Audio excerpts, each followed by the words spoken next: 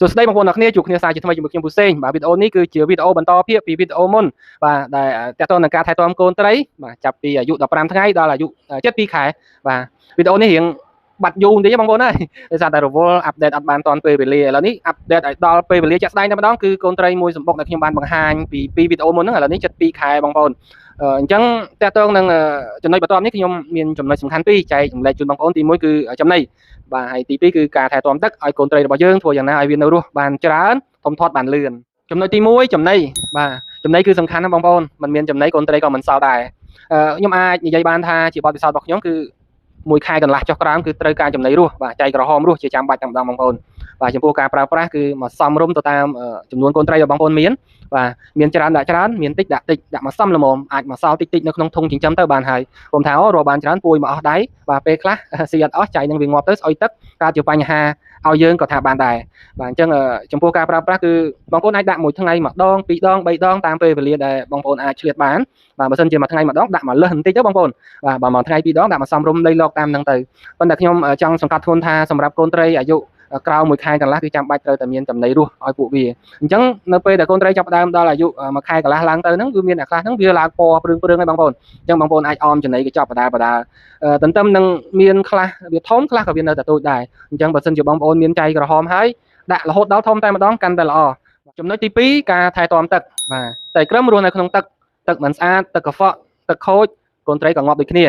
ាបាទដូចជាបទពិសោធន៍របស់ខ្ញុំបាទគឺខ្ញុំចិញ្ចឹមនៅលើដំបូលផ្ទះបងប្អូនហើយមិនងាយស្រួលទេបាទកន្លែងចង្អៀតទឹកឆាប់ខូចឆាប់ស្អុយអញ្ចឹងបដូរមកវល់ពេញហ្នឹងក្រោយមកគឺខ្ញុំបានប្រើជាមួយអាងបាទអាងដាក់មួយតង់បាទតង់ខៀវនេះគឺថាធូរបន្តិចដែរបងប្អូន1 ខែកន្លះអីបានលាងម្ដងយ៉ាងណាក៏នៅតែមិនដូចការយើងដាក់លូដាក់ពីងដែរអញ្ចឹងបើសិនជាបងប្អូនកំពុងតែចិញ្ចឹមដូចស្ថានភាពរបស់ខ្ញុំវីដេអូមួយនេះគឺត្រូវតែម្ដងបងប្អូនបាទវេទនាមែនតើ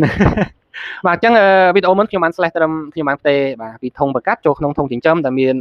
ចំណុះប្រមាណ100 លីត្របងប្អូនហើយមួយអាទិត្យគឺស្រកអស់ចង់មកចង្អុលដៃបាទអញ្ចឹងបងប្អូនត្រូវត្រួតពិនិត្យទឹករបស់យើងជាប្រចាំបើសិនជាវាស្រកច្រើនបងប្អូនបន្ថែមទឹកថ្មីចូលទៅបងប្អូនបាទជាការស្រេចហើយ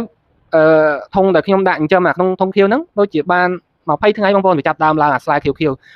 ហ្នឹងមកពីចំណីរបស់ខ្ញុំអាធុងអាចត្រីខ្ញុំចិញ្ចឹមចៃហ្នឹងវាឡើងស្លែខៀវអញ្ចឹងយើងដួសមកលាងមិនសូវបានដាច់ល្អក៏វាដោយមកវ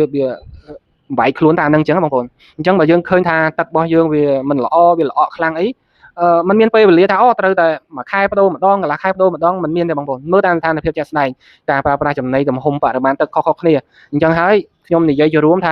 ាបើឃើញថាมันស្រួលហើយបដូរចេញតែម្ដងបដូរ 100% តែម្ដងទៅបងប្អូនបាទអញ្ចឹងដោយសម្បុកមួយនេះគឺដាក់ក្នុងធុងខៀវ100 លីត្រនេះបានប្រហែល20 ថ្ងៃខ្ញុំបដូរទៅដាក់ក្នុង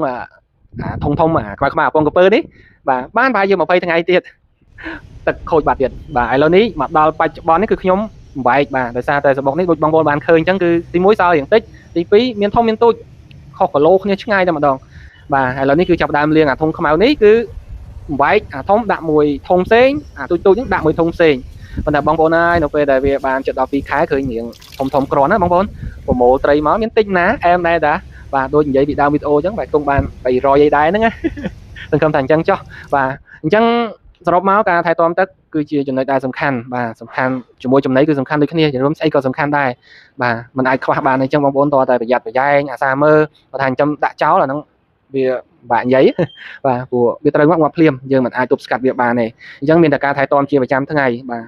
ទមួយថ្ងៃឡើង2 3 ដងបងប្អូនហើយបាទរវល់អស់ទោះហើយបាទចំពោះការចិញ្ចឹមថែទាំកូនត្រីអាយុ7 ខែបាទសូមបញ្ចប់ត្រឹមតែប៉ុណ្នេះហើយវីដេអូបន្ទាប់បាទរៀងឆ្ងាយទេណាបងប្អូនណាចាំមើលវាគ្រប់ខែ4 ខែទៅ5 ខែចាំខ្ញុំអាប់ដេតនៅពេលដែលវាពេញរូបពេញរាងបាទហើយចេញសាកល្បងក្បាច់គុណតើវានឹងយ៉ាងណាយ៉ាងណីដែរបាទអញ្ចឹងអាច2 ខែ 3 ខែទៀតបានបញ្ចប់វីដេអូមួយនេះបាទហើយ